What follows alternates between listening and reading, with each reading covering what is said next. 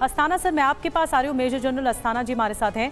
ये जो double game है, एक तरफ तो आप लद्दाख के पास विस्तार कर रहे हैं, रीअरेंज कर रहे हैं चीज़ों को, दूसरी तरफ आप ब्रह्मपुत्र नदी पर भी अपना हक जताने की कोशिश कर रहे हैं, कैप्चर करने की कोशिश कर रहे हैं, वहाँ डैम बना रहे हैं। आपको क्या लगता है चीन मंशा क्या इस वक्त पाले है? और भारत तो देखिए कड़ा रुख अपना अख्तियार करेगा ही, लेकिन चीन का क्या मैसेजिंग है?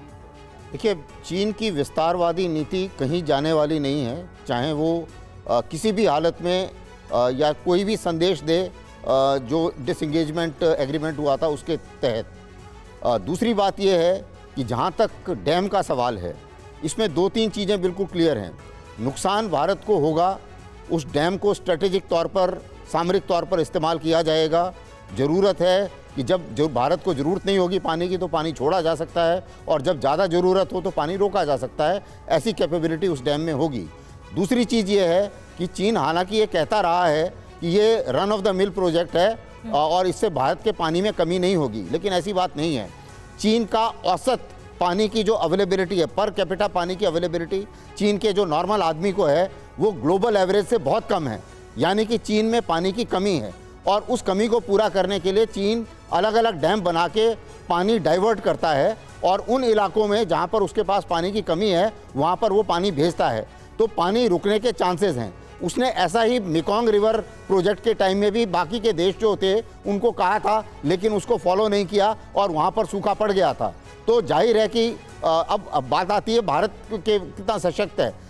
देखिए, जो चीन की जो ये सांगपो नदी है, ये इसका एक सियांग ट्रिब्यूटरी है, वही भारत के अंदर आती है। वो तकरीबन 20 से 35% तक पानी भारत का जो है कंट्रोल कर आता है उससे, बाकी पानी हमारा अपना है।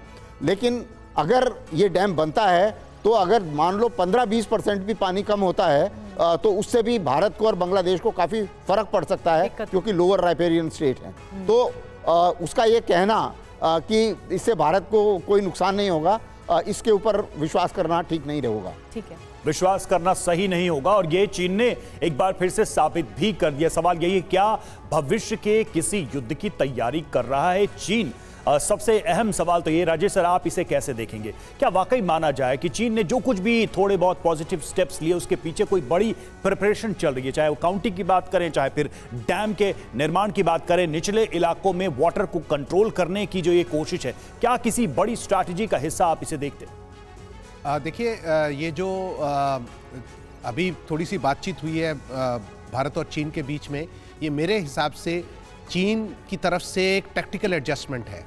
उनकी इकोनॉमी पे कुछ फ़र्क पड़ा था, और कुछ फ़र्क इसलिए पड़ा था क्योंकि शायद पुतिन ने उनको कुछ कहा था कि अमेरिका बहुत आगे निकल जाएगा और आप जो है थोड़ा सा एडजस्टमेंट कीजिए इंडिया के साथ।